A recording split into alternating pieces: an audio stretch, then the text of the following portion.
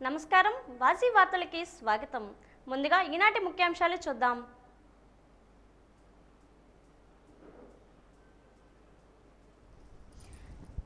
పరిమళించిన ఆధ్యాత్మిక సౌరభం, సహస్రలింగ దివ్య దర్శనం, వైభవపేతంగా బ్రహ్మకుమారి శివ జయంతి మహోత్సవం.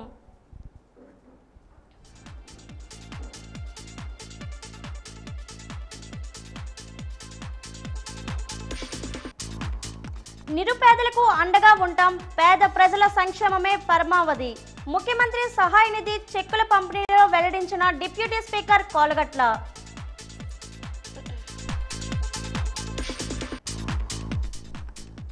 సార్వత్రిక ఎన్నికల నిర్వహణలో భాగంగా ఫ్లాగ్ మార్చ్. రానున్న ఎన్నికల్లో ప్రజల భద్రతకు భరోసా ఇచ్చేందుకు అంటున్న పోలీస్ అధికారులు.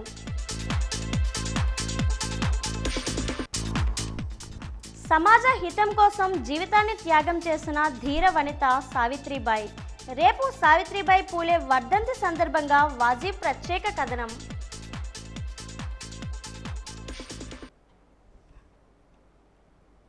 ఎన్నికల మేనిఫెస్టో పాదయాత్ర హామీల్లో జగన్ టోకరా ఇచ్చారని మాజీ మంత్రి ఆలపాటి రాజేంద్ర ప్రసాద్ ఆరోపించారు.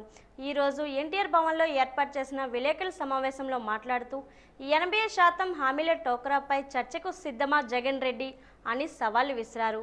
మాయమాటలు చెప్పి ప్రజలను వంచించి అబద్ధాలు ఆడుతూ రాష్ట్రాన్ని పాలిస్తున్నారని ఆరోపించారు.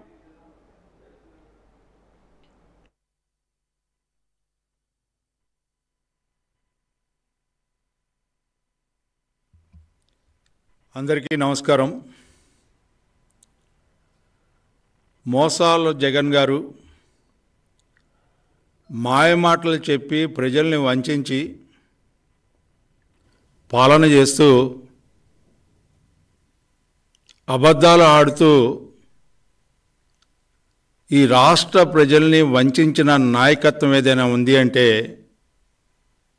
జగన్మోహన్ రెడ్డి గారు నీ నాయకత్వమే అని చెప్పి చెప్పుకోవాల్సిన అవసరం ఉంది. మీ నాయకుల ద్వారా రేపు మేదరమట్ల సిద్ధం సభలో మరలా ప్రజల్ని మోసం చేయడానికి మీరు చెప్పినటువంటి మాటలనే మరొకసారి మీకు గుర్తు చేస్తా ఉన్నా. మీ మేనిఫెస్టో అంటే బైబిల్ కంటే గొప్పదని, ఖురాన్ కంటే మహోన్నతమైందని,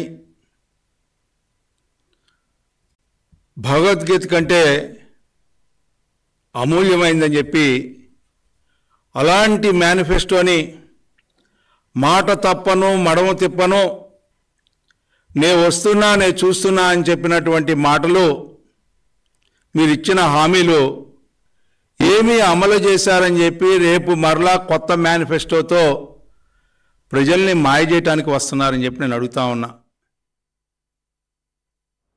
ఐఎంజీ అకాడమీస్పై అర్ధరహిత ఆరోపణలు ప్రజలు నమ్మే స్థితిలో లేరని టీడీపీ జాతీయ అధికార ప్రతినిధి కొమ్మారెడ్డి పట్టాభిరామ్ పేర్కొన్నారు. ఎన్టీఆర్ భవన్లో ఏర్పాటు చేసిన విలేకరుల సమావేశంలో మాట్లాడుతూ వైసీపీ నాయకుల్లో ఫ్రస్ట్రేషన్ తారాస్థాయికి చేరుకుందని, ఇష్టం వచ్చినట్లు మాట్లాడుతున్నారని, తప్పుడు ఆరోపణలు చేస్తున్నారని ఆగ్రహం వ్యక్తం చేశారు.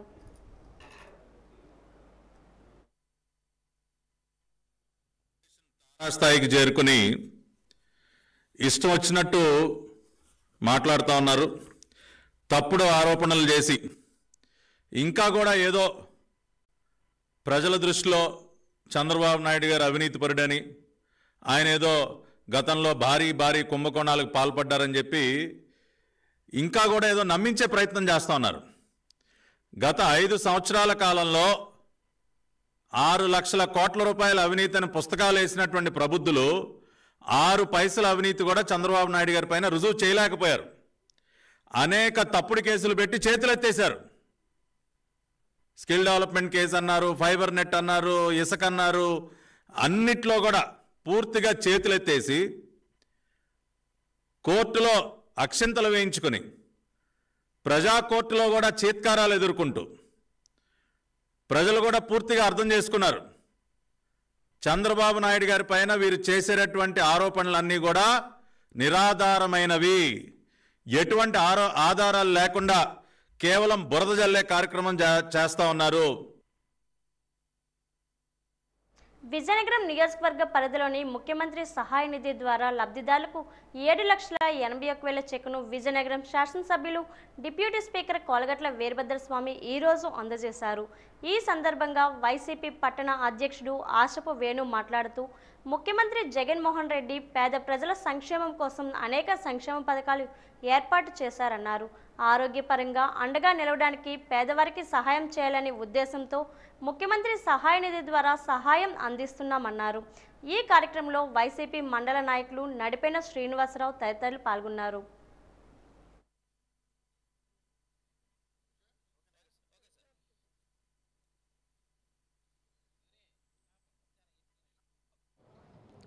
విజయనగరం నియోజకవర్గానికి సంబంధించి ఓ పక్క ఆరోగ్యశ్రీ ఉన్నప్పటికీ ఇంకా డబ్బులు లేక ఆరోగ్యస్థితి బాగోలేక విజయనగరం నియోజకవర్గం కొంతమంది వార్డు పెద్దల ద్వారా మన స్థానిక శాసనసభ్యులు పెద్దలు డిప్యూటీ స్పీకర్ కోలగట్ల వీరభద్రస్వామి గారి ఇంటికి వస్తే వారికి సీఎం రిలీఫ్ ఫండ్లో పెట్టడం జరిగింది. సుమారు ఈరోజు విజయనగరం నియోజకవర్గం సంబంధించి 7,81,000 డిప్యూటీ స్పీకర్ కోలగట్ల వీరభద్రస్వామి గారి చేతుల మీదుగా చెక్కులు ఇవ్వడం జరిగింది. మరి ఈ రాష్ట్ర ప్రభుత్వం జగన్మోహన్ రెడ్డి వచ్చినప్పటి నుంచి కూడా విద్య వైద్యం రెండింటిలో కూడా ఏ రాష్ట్రంలో కూడా లేని విధంగా చేయడం జరుగుతుంది. ముఖ్యంగా తీసుకుంటే తండ్రి రాజశేఖర రెడ్డి గారు ఆ రోజు ఆరోగ్యశ్రీని ప్రారంభించినప్పటికీ ఆయన ఒక అడుగు ముందుకేస్తే ఈరోజు జగన్మోహన్ గారు 2 అడుగులు ముందుకేసి సుమారు ఒక ఇంటికి 20 లక్షల రూపాయల ఆరోగ్యశ్రీ కార్డుని అందజేసిన ఘనత ఈ పార్టీకి చెందుతుంది. మరి విజయనగరం తీసుకొస్తే కోలగట్ల వీరభద్రస్వామి గారు ప్రతిదీ కూడా ప్రజలకు అందుబాటులో ఉంటూ ముఖ్యంగా కరోనా సమయంలో ఆరోగ్యపరమైన ఏ ఇబ్బందులు వస్తే నేనున్నానని చెప్పి భరోసా ఇవ్వడం జరిగింది. మరి విజయనగరం 2 పార్టీలు ఉన్నాయి, ఒకటి తెలుగుదేశం వైఎస్ఆర్ కాంగ్రెస్ పార్టీ నాయకులందరం కూడా ప్రతి ఇంటికి తిరిగి ఆ రోజు కరోనాలో అందరినీ కూడా ఒక హాస్పిటల్కి తీసుకెళ్ళడం ఉండి సిలిండర్లు ఇవ్వడం అవడం ప్రతిదీ కూడా కోలగట్ల వీరభద్రస్వామి నాకు జరిగింది. అదే తెలుగుదేశం నాయకులు తీసుకుంటే బంగ్లాలకు తాళాలు వేసుకొని మేము తాళాలు వేసి పడుకుంటాం, మీ కార్యకర్తలు మన కార్యకర్తల నాయకులు పడుకోండి అని చెప్పడం జరిగింది. మరి ఇదే రాష్ట్రంలో త్వరలో జరగనున్న సార్వత్రిక ఎన్నికల నిర్వహణలో భాగంగా పోలీసులు ఫ్లాగ్ మార్చ్ నిర్వహించారు. జిల్లా ఎస్పీ దీపిక ఆదేశాల మేరకు శాంతి భద్రతలకు ఎటువంటి విఘాతం కలగకుండా ప్రజలు స్వేచ్ఛగా తమ ఓటు హక్కును వినియోగించుకునేందుకు ప్రజల భద్రతకు భరోసా కల్పించగాను చీపురుపల్లిలో ఫ్లాగ్ మార్చ్ నిర్వహించారు. Cheepurupalli circle inspector Shanmukharao, sub ఇన్స్పెక్టర్లు కిరణ్ కుమార్ నాయుడు, లోకేష్ల ఆధ్వర్యంలో కేంద్ర పోలీస్ బలగాలు, సివిల్ పోలీసులు సంయుక్తంగా ఫ్లాగ్ మార్చ్ నిర్వహించాయి. సార్వత్రిక ఎన్నికలను ప్రశాంతమైన వాతావరణంలో నిర్వహించుకునేందుకు ప్రజలందరూ సహకరించాలని, అసాంఘిక శక్తులకు ఏ విధంగానూ సహకరించవద్దని, శాంతి భద్రతలకు విఘాతం కలిగించే వ్యక్తుల సమాచారం తమకు అందించాలని ప్రజలను కోరారు.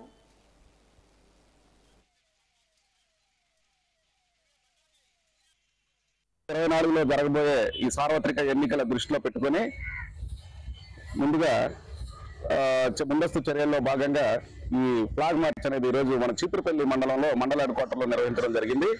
దీని ఉద్దేశం ఏమంటే ఎలక్షన్కి మేమంతా ఏర్పాట్లు చేసుకుంటూ ఫోర్స్ని తీసుకొచ్చి వాళ్ళకి కూడా ఈ సమస్యాత్మకమైనటువంటి గ్రామాలు, ఈ మెయిన్ ఇంపార్టెంట్ అయినటువంటి విలేజ్ ప్రాంతాలు అనేవి ఫోర్స్కి చూపించాలనే ఉద్దేశంతో సంబంధిత ఇంపార్టెంట్ విలేజెస్లో ఫ్లాగ్ మార్చ్ చేయడం జరిగింది. ఇవి ఉన్నతాధికారుల ఆదేశాల మేరకు ఈ ప్రోగ్రాం కండక్ట్ చేయడం జరుగుతుంది. Thank you. ఇన్స్పెక్టర్ అయిన నేను, నాతో పాటు మా చీపురుపల్లి సర్కిల్ పరిధిలో ఉన్నటువంటి ఎస్ఐస్ బుధరాయ వలస అండ్ అయితేనేమి గరివిడ అయితేనేమి చీపురుపల్లి ఎస్ఐస్ వీళ్ళతో పాటు ఆర్పీఎఫ్ 7 బెటాలియన్. భారతదేశంలో ప్రతి ఇంటిని కాంతివంతం చేయాలనే దృఢ సంకల్పంతో భారత ప్రధాని నరేంద్ర మోడీ సరికొత్త పథకాన్ని తీసుకువచ్చారని బీజేపీ రాష్ట్ర కార్యవర్గ సభ్యులు భవిరెడ్డి శివప్రసాద్ రెడ్డి, కుసుమంచి సుబ్బారావులు పేర్కొన్నారు. జిల్లా కేంద్రంలోని హెడ్ పోస్ట్ ఆఫీస్ ఎదుట మీడియాతో మాట్లాడారు. కేంద్ర ప్రభుత్వం అర్హులైన వారికి ప్రతి నెల 300 విద్యుత్ యూనిట్లను ఉచితంగా ఇస్తుందన్నారు. ప్రధానమంత్రి సూర్య ఘర్ ముఫ్త్ బిజ్లీ యోజన పథకం నమోదు సమాచారాన్ని విస్తృతం చేస్తున్నామన్నారు. ఈ పథకం కోసం విజయనగరం హెడ్ పోస్ట్ ఆఫీస్ సూపరింటెండెంట్తో సమావేశం ఏర్పాటు చేయడం జరిగిందన్నారు. ఈ పథకాన్ని వినియోగదారులు సద్వినియోగం చేసుకునేలా పోస్ట్ ఆఫీస్ సిబ్బంది సహకరించాలన్నారు.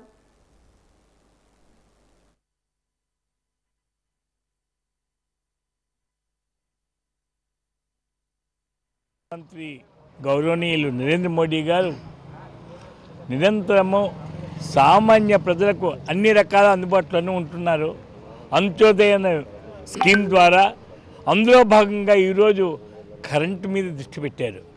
కరెంటు ఎవరికైనా సామాన్యులు కూడా 400-500 కట్టుకునే స్థితి ఏర్పడింది. ఈరోజు సూర్య ఘర్ యోజన పథకం ద్వారా ప్రతి సామాన్యునికి కూడా తక్కువ బిల్లు నామినల్గా 100 రూపాయల లోపే ఈ సూర్య ఘర్ కానీ పెట్టుకుంటే, సోలార్ పెట్టుకుంటే బిల్ బాగా తక్కువ వస్తుంది. ప్రతి వ్యక్తికి అందుబాటు ఉంటుంది. మన ఆంధ్రప్రదేశ్లో 1 కోటి కుటుంబాలకు ఇవ్వడానికి రెడీ అయ్యారు. ఈ విధంగా దీన్ని అందరూ కూడా పోస్ట్ మ్యాన్ ద్వారా సద్వినియోగం చేసుకోవాల్సిందిగా కోరుతున్నా. ఈ విషయం మీద ఎవరికైనా అనుమానం ఉంటే పోస్ట్ ఆఫీస్లో కానీ మా పార్టీ కార్యాలయంలో కానీ వచ్చి తెలుసుకొని దీని మీద పూర్తిగా మీ అందరూ కూడా ఉపయోగించుకోవాల్సిందిగా కోరుతున్నాం. ఏదైతే పోస్ట్ మ్యాన్కి అప్పచెప్పారో ఇది మన విజయనగరంలో ఉన్నటువంటి 30 మంది పోస్ట్ మ్యాన్లు ఎవరైతే ఉన్నారో అందులో కొంతమందికి అవగాహన ఉంది, కొంతమందికి అవగాహన లేదని మా దృష్టికి వచ్చింది. దీనికి సంబంధించి ఈరోజు విజయనగరంలో ఉన్నటువంటి పోస్ట్ మాస్టర్ గారు ఏదైతే 30 మందిని లీడ్ చేస్తున్నారో, పోస్ట్ మ్యాన్ లీడ్ చేస్తున్నారో వారిని కలవడం జరిగింది. వారు కూడా మాకు వారం రోజులు అయిందండి కేంద్ర ప్రభుత్వం నుంచి, నరేంద్ర మోడీ గారి ప్రభుత్వం నుంచి, మా పోస్టల్ డిపార్ట్మెంట్ నుంచి మాకు సర్క్యులర్ రిలీజ్ చేయడం జరిగింది. ఇది కేంద్ర ప్రభుత్వం ప్రతిష్టాత్మకంగా చేపట్టింది కాబట్టి నరేంద్ర మోడీ గారు ఇప్పటివరకు మాకు ఎటువంటి పైన అప్పచెప్పలేదు. ఈ పైన అప్పచెప్పారు కాబట్టి మేము దీన్ని త్రికరణ శుద్ధితో దీన్ని నిర్వహిస్తామని వారు కూడా చెప్పడం జరిగింది.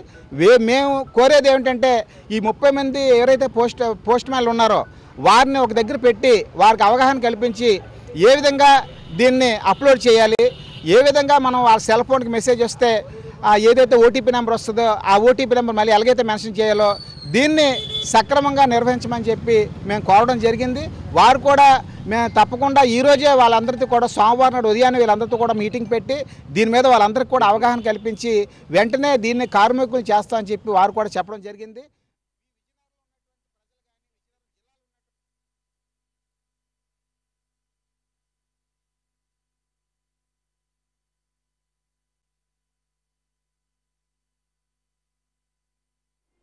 బ్రహ్మకుమారిస్ విజయనగరం శాఖ ఆధ్వర్యంలో విజయనగరంలోని అయోధ్య మైదానంలో మహాశివరాత్రి ఉత్సవాలు వైభవంగా జరిగాయి. మైదానంలో ఏర్పాటు చేసిన మంచులింగం, సహస్రలింగాలు ప్రత్యేక ఆకర్షణగా నిలిచాయి. ఈ సందర్భంగా ఉమ్మడి జిల్లా బ్రహ్మకుమారి సేవా కేంద్రాల ఇన్ఛార్జ్ అన్నపూర్ణ మాట్లాడుతూ ప్రజలంతా భక్తిభావంతో మెలగాలని కోరారు. ఈ కార్యక్రమంలో పాల్గొన్న ఏపీ డిప్యూటీ స్పీకర్ కోలగట్ల మాట్లాడుతూ భగవంతుని ఆరాధన చేయడంతోనే మానసిక ప్రశాంతత చేకూరుతుందని పేర్కొన్నారు. ఈ కార్యక్రమంలో మరో అతిథిగా పాల్గొన్న వాజీ ఛానల్ మేనేజింగ్ డైరెక్టర్ గణపతినీటి శ్రీనివాసరావు మాట్లాడుతూ పవిత్ర మాఘమాసంలో త్రిమూర్తులలో లయకారుడైన పరమశివుడు జ్యోతిర్లింగ స్వరూపుడుగా ఆవిర్భవించారని పేర్కొన్నారు. శివతత్వాన్ని అందించే ఉత్కృష్టమైన పర్వదినం శివరాత్రి సందర్భంగా బ్రహ్మకుమారి సంస్థ ఏర్పాటు చేసిన శివ జయంతి మహోత్సవాలు ఆధ్యాత్మిక వెలుగులు సంతరించుకునేలా చేశాయని అన్నారు. ఈ కార్యక్రమంలో ముందుగా నర్తనశాల విద్యార్థులు ప్రదర్శించిన నృత్య ప్రదర్శనలు ఆహుతులను ఆకట్టుకున్నాయి. అంతర్జాతీయ మహిళా దినోత్సవాన్ని పురస్కరించుకొని పలువురు మహిళలను సత్కరించారు. ఈ సందర్భంగా బ్రహ్మకుమారులు ఏర్పాటు చేసిన మంచులింగం, సహస్రలింగ ప్రదర్శన, 12 జ్యోతిర్లింగాలు, దీపారాధనను ప్రజలు చూసి ఆనందపరచులయ్యారు.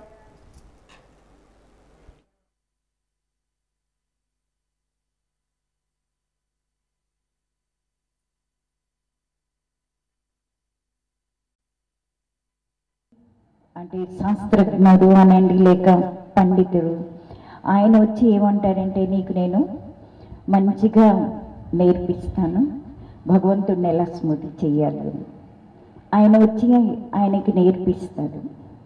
నేర్పించి చాలా సంతోషిస్తాడు. ఎందుకంటే నేను ఒకరికి మంచిగా భగవంతుడిని ఎలా స్మృతి చెయ్యాలో అన్ని రకాలుగా అన్నీ నేర్పించాను అని. అప్పుడు భగవంతుడి దగ్గరికి వెళ్ళి ఆయన అంటాడు, ఈరోజు నేను చాలా మంచి పని చేశాను, ఏమీ తెలియని అమాయకుడికి ఎలా నిన్ను కొలవాలో ఎలా ఒకటి చెయ్యాలో అన్ని రకాలుగా చెప్పాను అంటాడు. అప్పుడు భగవంతుడు అంటాడు, నువ్వు చాలా పొరపాటు చేసేవు. ఆయన రోజుకి మనస్ఫూర్తిగా నాతో మాట్లాడుతూ ఉండేవాడు. నేను ఎంతో సంతోషంగా ఆయన మాటలు వింటూ చాలా ఆనందం ఉండేది. ఎంత ప్రేమగా స్వచ్ఛమైన మనసుతో సత్యమైన మనసుతో నాతో మాట్లాడుతూ ఉండేవాళ్ళు. కానీ ఈరోజు ఆయన ఈ శ్లోకాలు వీటిలో ఉంటూ నాతో మాట్లాడడం మానేశాడు. మనం గ్రహించాలి, ఎన్ని వేల కోట్లు మనం సంపాదించినా ఏ మనిషికైనా గుర్తుండిపోయేది ఆ వ్యక్తి చేసిన మంచి పనులు, ఆ వ్యక్తి చేసిన దానాలు ధర్మాలు. అందుకే శివరాత్రి రోజున మనం ఎంతో భక్తి శ్రద్ధలతో ఉపవాసం చేస్తూ తెల్లవారులు జాగరణ చేస్తూ ఉంటారు. మరి ఇదే సందర్భంగా మనకు మహిళా దినోత్సవం ఖచ్చితంగా ఈ మహిళా దినోత్సవాన్ని కూడా మనం ఎంతో గర్వంగా చెప్పుకునే పరిస్థితులు ఇప్పుడు వచ్చాయి. అన్ని రంగాల్లోనూ ఈరోజు రైళ్ల కానించి యుద్ధ విమానాల కానించి రోదసి యాత్రల కానించి కింద నుంచి పై వరకు కూడా ప్రతి రంగంలోనూ మహిళలు తమ ఆధిపత్యంతో అన్ని రంగాల్లోనూ ముందుకు తీసుకెళ్తున్నారు. ప్రపంచ శాంతి కోసం ప్రపంచవ్యాప్తంగా ఈ బ్రహ్మకుమారి సంస్థ చేస్తున్న కృషి మనం ఎంత ప్రశంసించినా, ఎంత రోదసి యాత్రలు చేసినా, చంద్రమండలంలో కాలుడినా కూడా శాంతి లేనప్పుడు, యుద్ధాలు ముంచుకొస్తున్నప్పుడు మనకు మిగిలేది ఎడారే. కాబట్టి శాంతి, అటువంటి శాంతిని ఈ ప్రపంచవ్యాప్తంగా ప్రజలకి ఎంతో ఓపికగా వారికి బోధించడం. ఈరోజు ఒక విశేషమైన ఒక ముఖ్యమైన దినం. లోకాన్ని పరిపాలించే ఈ శివుని ఆశీస్సులు పొందే రోజు మహాశివరాత్రి. భగవంతుడు మనం ఎన్నంటి ఉన్నాడనే నమ్మకంతో, ఈ లోకాన్ని పరిరక్షిస్తున్నాడు అనే నమ్మకంతో మానవుల జీవనం కొనసాగిస్తున్న విషయం మనందరికీ తెలుసు.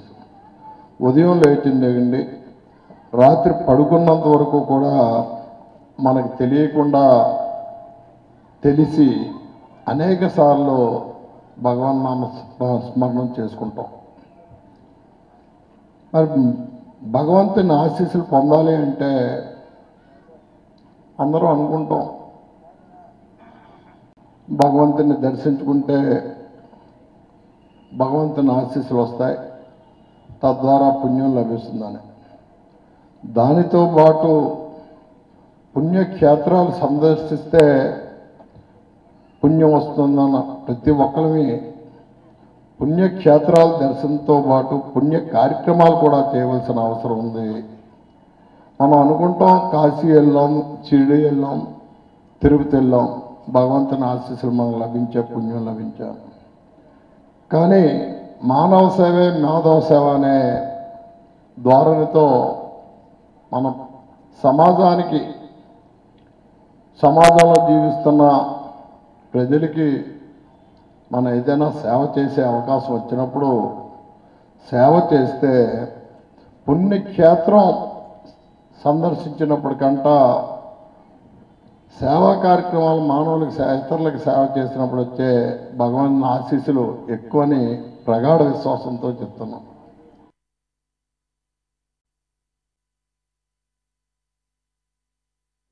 శివరాత్రి పర్వదినాన్ని పురస్కరించుకొని నిన్న రాత్రి నిర్వహించిన హౌసీ ఉల్లాసంగా ఉత్సాహంగా సాగింది. ఫుల్ హౌసీ విజేతగా చింతలవలసకు చెందిన యమున నిలిచారు. మొదటి కన్సలేషన్ విజేతగా నర్సీపట్నంకు చెందిన రాము, రెండవ కన్సలేషన్ విజేతగా విజయనగరం కొనిసివీధికి చెందిన అనురాధ, మూడవ కన్సలేషన్ విజేతగా వీటి అగ్రహారం చెందిన రాంబాబు, నాలుగవ కన్సలేషన్ విజేతగా అరుంధతి నగర్కి చెందిన లావణ్య, ఐదవ కన్సలేషన్ విజేతగా దండుమారమ్మ గుడి ప్రాంతానికి చెందిన స్వప్న, ఆరవ కన్సలేషన్ విజేతగా గాజులరేకు చెందిన గాయత్రీదేవి, ఏడవ కన్సలేషన్ విజేతగా నర్సీపట్నంకి చెందిన భవానీ, ఎనిమిదవ కన్సలేషన్ విజేతగా బాబామెట్ట ప్రాంతానికి చెందిన వరలక్ష్మి, తొమ్మిదవ కన్సలేషన్ విజేతగా నర్సీపట్నంకి చెందిన వినోద్ నిలిచారు. విజేతలకు బహుమతులు ఎప్పుడు ప్రదానం చేసేది వాజీ ఛానల్ ప్రసారం ద్వారా, వార్తల ద్వారా, స్క్రోలింగ్ ద్వారా తెలియపరుస్తాము.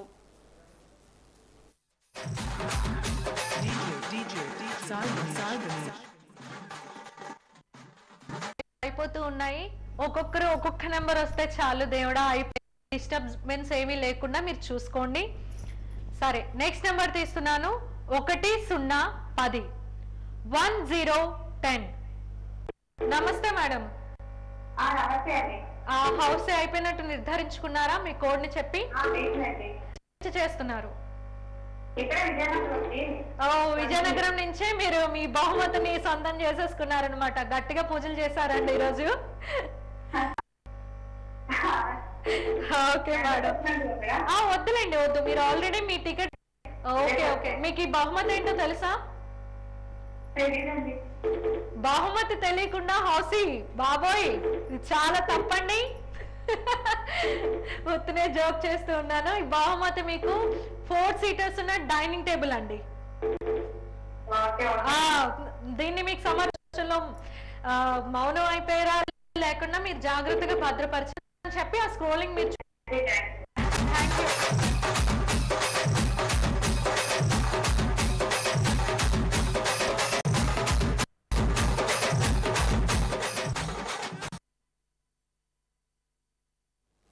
తూర్పు కాపు సామాజిక వర్గానికి అసెంబ్లీ నియోజకవర్గ సీట్లు కేటాయింపులో నష్టం జరుగుతుందని, అధిక మొత్తంలో తూర్పు కాపు సామాజిక వర్గానికి సీట్లు కేటాయించాలని తూర్పు కాపు సామాజిక వేదిక రాష్ట్ర ఉపాధ్యక్షుడు మజ్జి అప్పారావు, జిల్లా అధ్యక్షుడు రొంగలి రామారావులు డిమాండ్ చేశారు.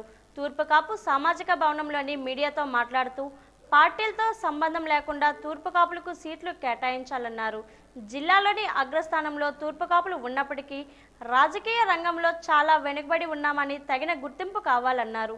తూర్పు కాపులను అణచివేస్తున్నారని ఆవేదన వ్యక్తం చేశారు. తక్షణమే న్యాయం చేయాలని కోరారు. మీడియా సమావేశంలో మంత్రి రమణమూర్తి, పిన్నింటి సూర్యనారాయణ తదితరులు పాల్గొన్నారు.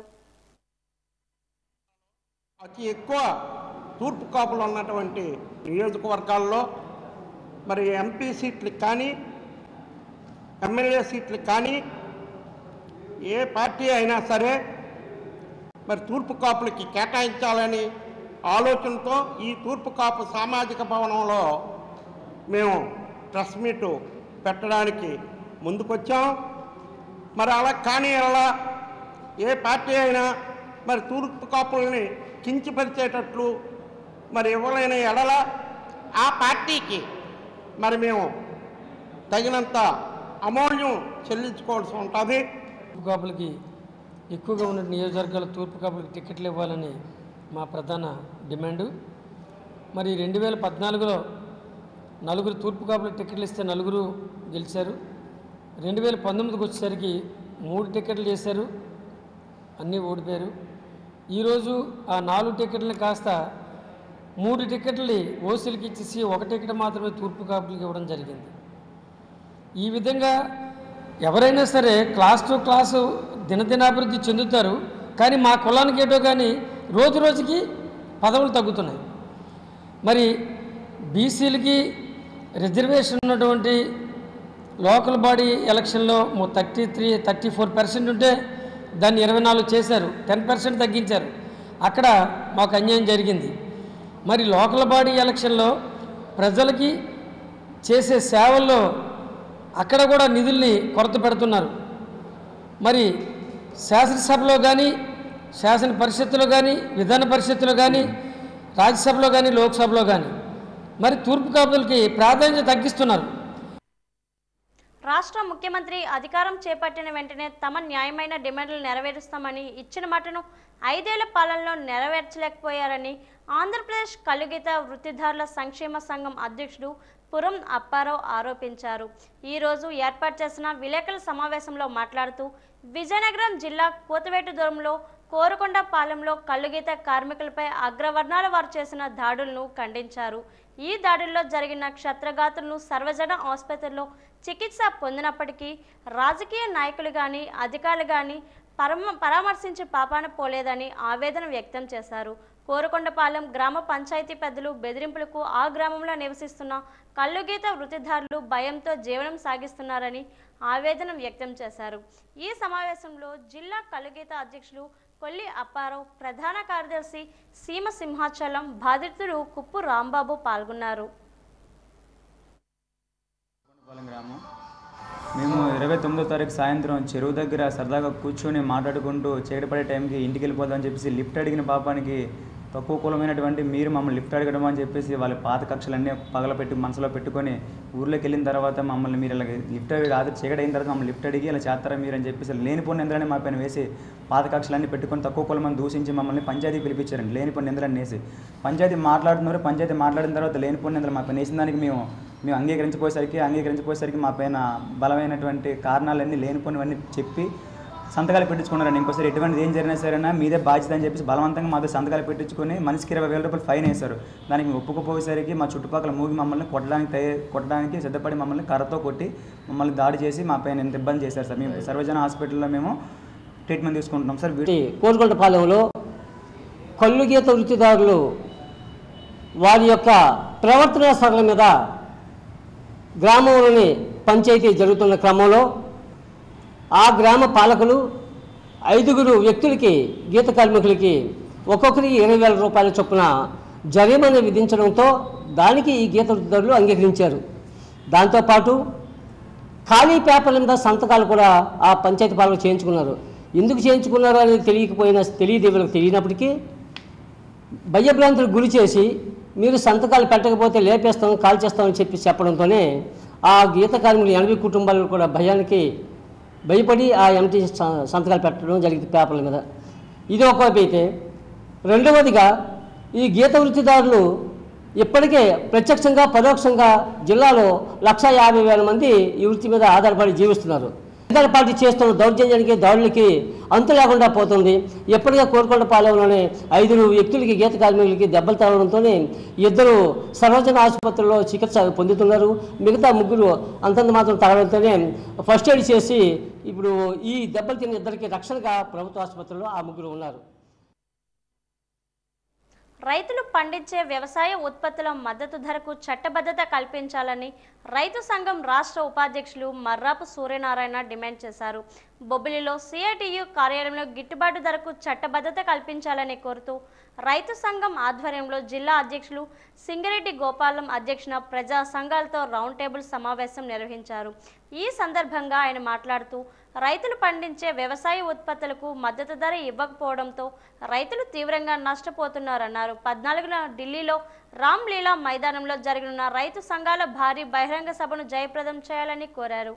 ఢిల్లీ సభకు మద్దతుగా మండల, జిల్లా కేంద్రాల్లో ప్రదర్శనలు చేయాలన్నారు.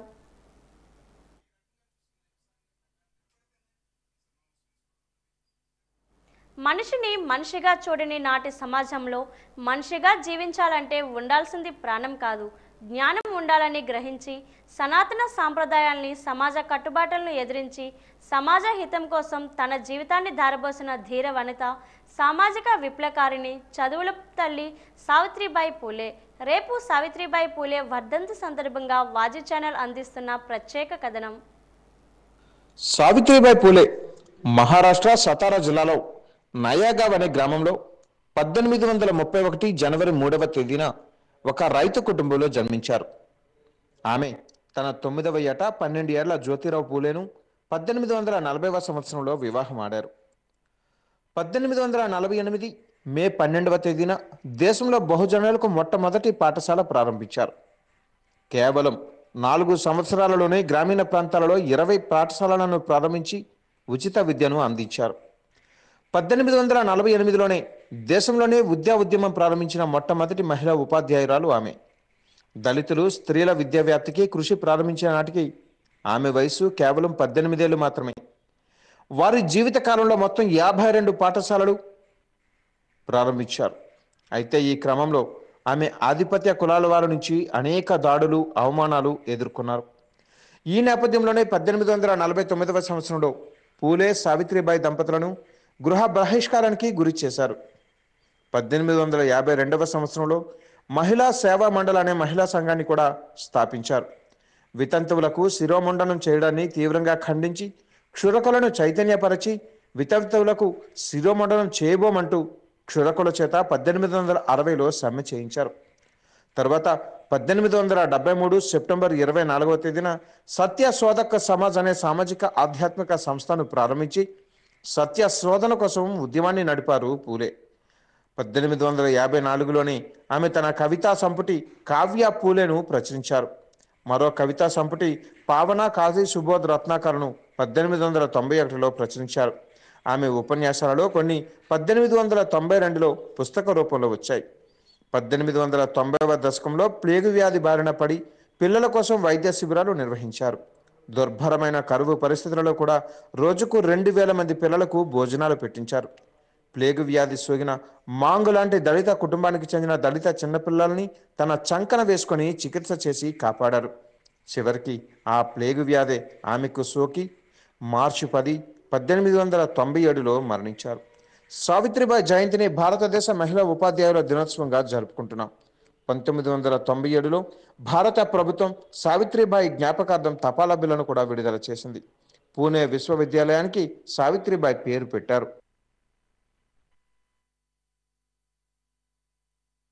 విజయనగరం జిల్లా బొండపల్లి మండలం కొత్తపాలెం గ్రామంలో మాజీ వైఎస్ ఎంపీపీ బొడ్డు రాము ఆధ్వర్యంలో కృష్ణమ్మ పేరెంటాలు జాతర ఘనంగా నిర్వహించారు. ఈ సందర్భంగా జాతర నిర్వాహకులు గుర్రపుస్వారీలు, ఎడ్లబండి ప్రదర్శన, కబడ్డీ, వాలీబాల్తో పాటు పలు సాంస్కృతిక కార్యక్రమాలు నిర్వహించారు. ఈ కార్యక్రమానికి ముఖ్య అతిథులుగా గజపతినగరం టీడీపీ అభ్యర్థి కొండపల్లి శ్రీనివాస్, లోక్సభ రాష్ట్ర అధ్యక్షులు బీశెట్టి బాబ్జీ హాజరై పోటీల్లో విజేతలుగా నిలిచిన వారికి బహుమతులు ప్రదానం చేశారు.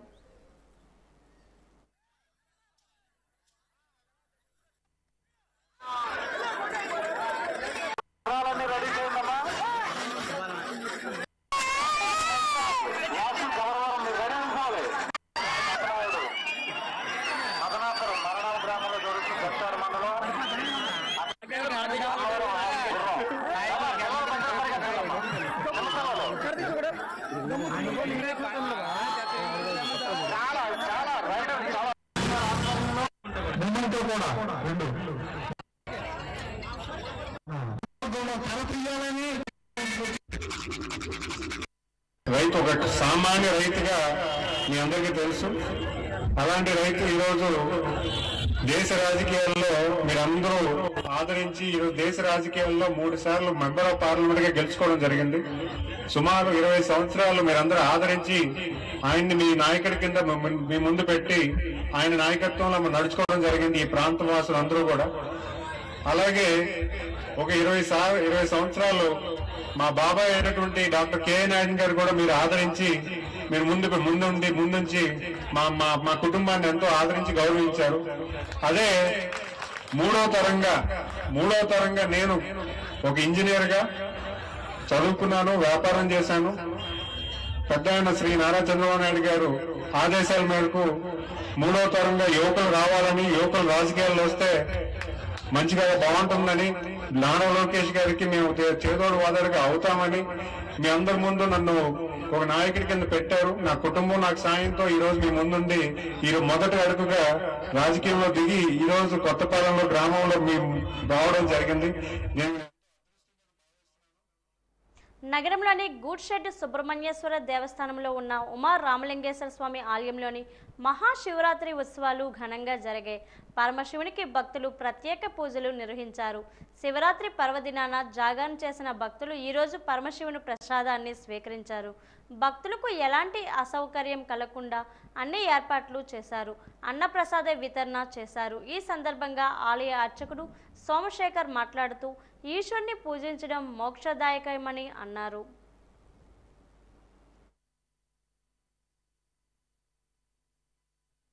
సుబ్రహ్మణ్యేశ్వర స్వామివారి దేవస్థానంలో ఉపాలయంగా వేయించేసి ఉన్న శ్రీ ఉమారామలింగేశ్వర స్వామివారు మహాశివరాత్రి సందర్భంగా అత్యంత వైభవంగా నిన్న ప్రాతకాలం నుండి 4 గంటల నుండి సుమారుగా 12:30 వరకు కూడా భక్తులతో ఆలయం అంతా కూడా వెలుగుతుంది.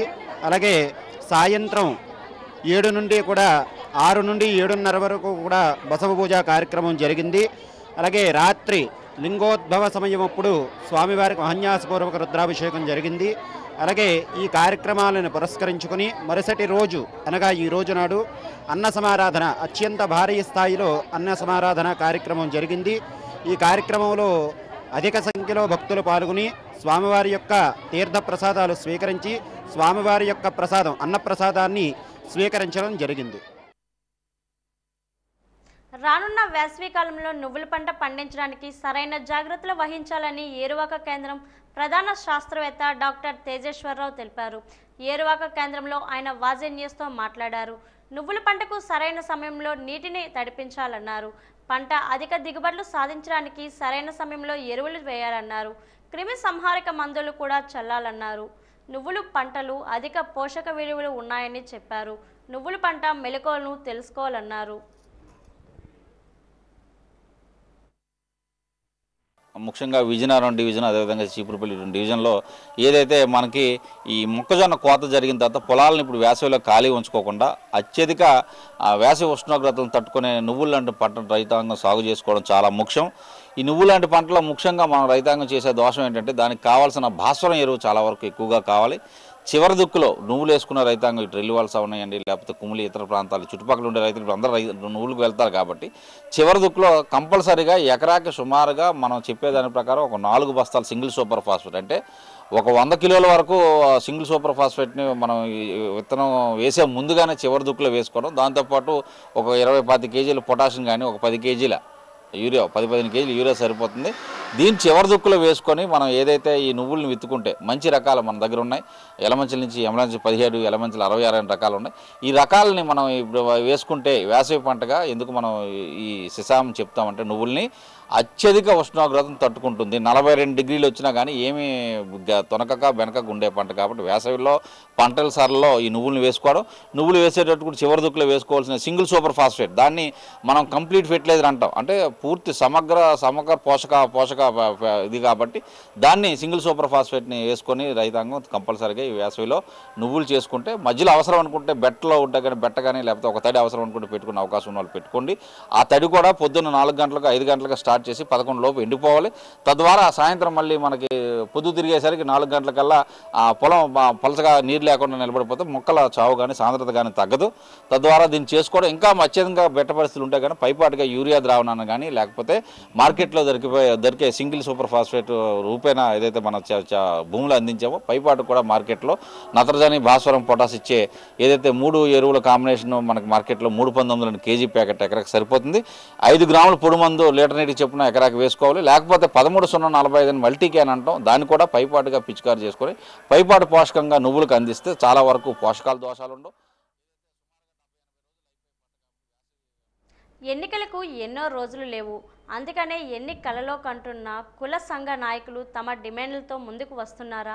గడిచిన 4.5 ఏళ్లుగా తమ వాణిని వినిపించకుండా ఏదో ఒక పార్టీ పంచన ఉన్న నాయకులు నేడు పదవులు ఆశిస్తున్నారా?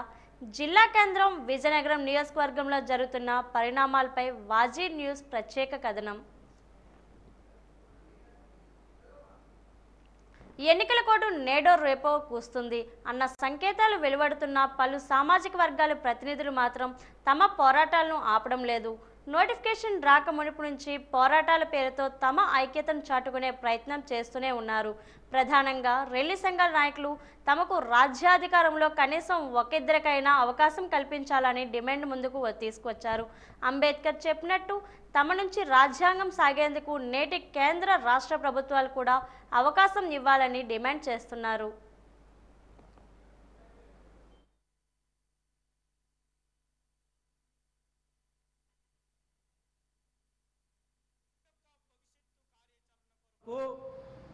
రానున్న రోజుల్లో వెల్లుల్లి యొక్క ఒక్కొక్కరి యొక్క ఆలోచనలు కనుక్కొని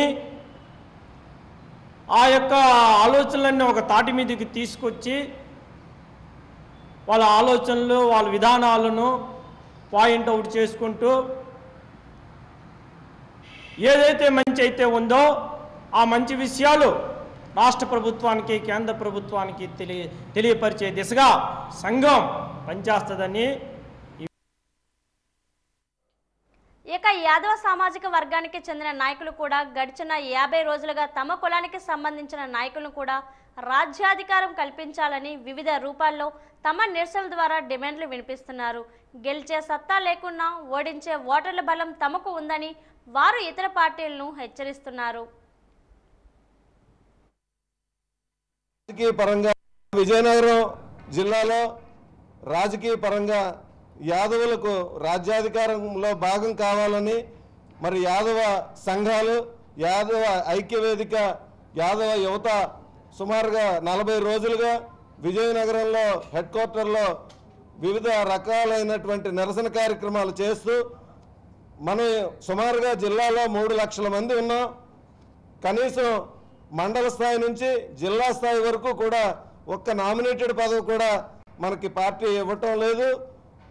కావున మన ఓట్లు ప్రతి నియోజకవర్గంలో కూడా 30,000 దాటి ఓట్లు ఉన్నాయి. విజయనగరానికి సంబంధించి సుమారు యాదవులు 70,000 ఓట్లు ఉన్నాయి.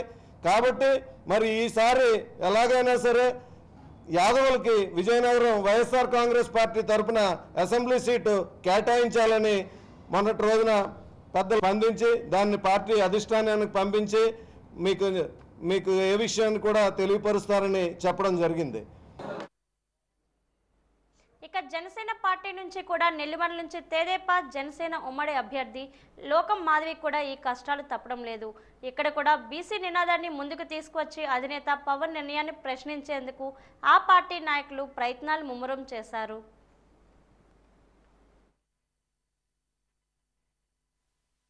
పోటీ చేయడానికి పనికి రాపోవచ్చు, కానీ రాజకీయాలు చేయడానికి అయితే ఖచ్చితంగా పనికొస్తామని చెప్పేసి నేను భావిస్తున్నాను. ఇప్పుడు ఏదైతే లోకం నాగమాధవి గారికి టికెట్ ఇవ్వడం జరిగింది ఉమ్మడి అభ్యర్థిగా నెల్లిమర్ల నియోజకవర్గం నుంచి, ఇప్పటి వరకు చాలా మంది పార్టీలు పెట్టి అక్కడ ఇలా చేయడం జరిగింది. 2019లో లోకం మాధవి గారికి ఇచ్చారు, 8,000 ఓట్లు కూడా మాకు రాలేదు. దానిని మేము తప్పు పట్టడం లేదు. అలాగే 2014లో కూడా మా పార్టీ నుంచి కాకపోయినా వైఎస్ఆర్ పార్టీ నుంచి సురేష్ బాబు గారికి టికెట్ ఇచ్చారు. 4వ స్థానంలో వాళ్ళు సరిపెట్టుకున్నారు ఆ రోజు 2014లో. 2009లో ప్రజారాజ్యం పెట్టినప్పుడు ఈ రోజు అంటే అందరూ సామాన్యులం జనసేన పార్టీలో ఉన్నాం. కానీ 2009లో ఎమ్మెల్యే, ఎంపీటీసీలు, జడ్పీటీసీలు ఆ రోజు ప్రజారాజ్యంలో పార్టీలో పనిచేశారు. అయినప్పటికీ చిరంజీవి గారు చిన్న తప్పుదం చేసి కందుల రఘుబాబు గారికి టికెట్ ఇచ్చారు. ఆయన మామగారు ఇక్కడ భోగాపురం నియోజకవర్గంలో 1-2 పర్యాయాలు కూడా ఎమ్మెల్యేగా చేసిన వ్యక్తి. అయినప్పటికీ ఆ రోజు నుంచి ఈ రోజు వరకు 1983 నుంచి 2019 వరకు ఏ ఒక్క సామాజిక వర్గానికి బాధ్యతలు, ఎమ్మెల్యే బాధ్యతలు అప్పచెప్పిన ఆ పార్టీ అప్పజయం పాలయ్యిందే తప్ప, ఘోర పరాభవం చూసిందే తప్ప ఈ రోజు వరకు గెలుపొందిన దాఖలాలు ఎక్కడా కనిపించలేదు. ఇక తూర్పు కాపులు కూడా అన్ని ప్రధాన పార్టీలను తూర్పారపడుతూనే ఉన్నారు. జిల్లాలో ఎక్కువ శాతం ఉన్న కాపులకు కాదని మరికొందరికి ప్రధాన పార్టీలు ప్రాధాన్యత ఇస్తున్నాయని మండిపడుతున్నారు. ఖచ్చితంగా కాపులకు ధామాషా ప్రకారం సీట్లు కేటాయించాలని డిమాండ్ చేస్తున్నారు. అరకొరగా ఉన్నటువంటి ఉత్తరాంధ్రలో తూర్పు కాపులకి ఉన్న టికెట్లు తగ్గించి మిగతా సామాజిక వర్గాలకు ఆ టికెట్లు ఇచ్చి మాకు అన్యాయం చేశారు. ఇంకా ఉన్న సీట్లో కూడా అది కూడా ప్రకటించకుండా ఎవరిని పెడదాం ఎక్కడి నుంచో మరి వలస నాయకులు కూడా తీసుకొచ్చి ఆలోచన చేస్తున్నారు. ఇది ఎంత మాత్రం మంచిది కాదు. మరి తూర్పు కాపులకి ఇప్పటికే చాలా అన్యాయం జరిగింది. మరి మాతో పాటు ఉన్నటువంటి యాదవులు, కొప్పల వెలములు, ఎస్సీ ఎస్టీలు వాళ్ళకు కూడా అన్యాయం జరుగుతుంది. మరి భవిష్యత్తులో తూర్పు కాపుల్ని అణగదొక్కే ప్రయత్నం చేస్తున్నారు తప్ప మీరు మాకు చెయ్యి అందిస్తే మేము మీ భుజాలను వేసుకుని మోస్తాం, మీరు మమ్మల్ని అణగదొక్కాలనుకుంటే కింద పడేసి తొక్కేస్తాం. దీంట్లో ఏమాత్రం అనుమానం లేదు. భవిష్యత్తులో తూర్పు కాపులకి ఎవరైనా అన్యాయం చేయాలని ప్రయత్నం చేస్తే మీరు చాలా నష్టపోయే పరిస్థితి ఏర్పడుతుంది. మరి తూర్పు కాపులకి ఎంపీ సీట్ ఇవ్వాలి, అలాగే మాకు ఉన్నటువంటి ఓట్ల శాతం ప్రకారంగా తూర్పు కాపులు ఎక్కువగా ఎమ్మెల్యే టికెట్లు ఇవ్వాలి. ఇప్పటికే ప్రధాన పార్టీలు తమ అభ్యర్థులపై స్పష్టత ఇచ్చిన నేపథ్యంలో ఎస్సీ, ఎస్టీ, బీసీ, మైనార్టీ నాయకులు చివరి క్షణంలో అభ్యర్థిత్వం కోసం ఆగం చేయడం, అభ్యంతరాలు వ్యక్తం చేయడం పట్ల ఆయా పార్టీలో చర్చలకు తావిస్తుంది. 4.5 ఏళ్ల పాటు ఎవరికి వారు ఆయా పార్టీల గొడుగు కింద ఉంటూ తమ గోడును వెళ్లకుండా ఎన్నికల వేళ ఎందరికీ బల ప్రదర్శనలు అంటూ గుసగుసలు వినిపిస్తున్నాయి. సతివాడ నుంచి నెల్లిమర్లగా మారిన ఆ నియోజకవర్గంలోనూ విజయనగరం నియోజకవర్గంలోనూ ఇన్నేళ్లు ఏ సామాజిక వర్గానికి చెందిన వారు విజయకేతనం ఎగురిస్తున్నారో ఎవరికి తెలియదు కాదు. కానీ చివరి క్షణంలో ఈ పోరాటాలు వారి బల ప్రదర్శనక, బలమైన ఆకాంక్షలు తీర్చుకునేందుక, వారి సామాజిక వర్గాలను ముందుకు తీసుకువెళ్లేందుక వేచి చూడాలి. మరి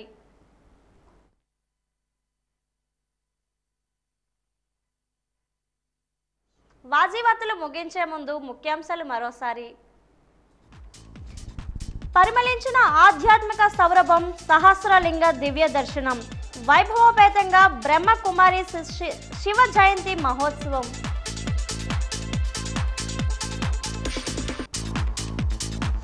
నిరుపేదలకు అండగా ఉంటాం, పేద ప్రజల సంక్షేమమే పరమావధి. ముఖ్యమంత్రి సహాయ నిధి చెక్కుల పంపిణీలో వెల్లడించిన డిప్యూటీ స్పీకర్ కోలగట్ల. సార్వత్రిక ఎన్నికల నిర్వహణలో భాగంగా ఫ్లాగ్ మార్చ్, రానున్న ఎన్నికల్లో ప్రజల భద్రతకు భరోసా ఇచ్చేందుకని అంటున్న పోలీస్ అధికారులు.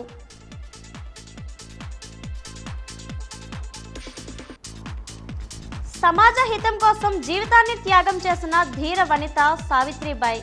రేపు సావిత్రిబాయి పూలే వర్ధంతి సందర్భంగా వాజీ ప్రత్యేక కథనం.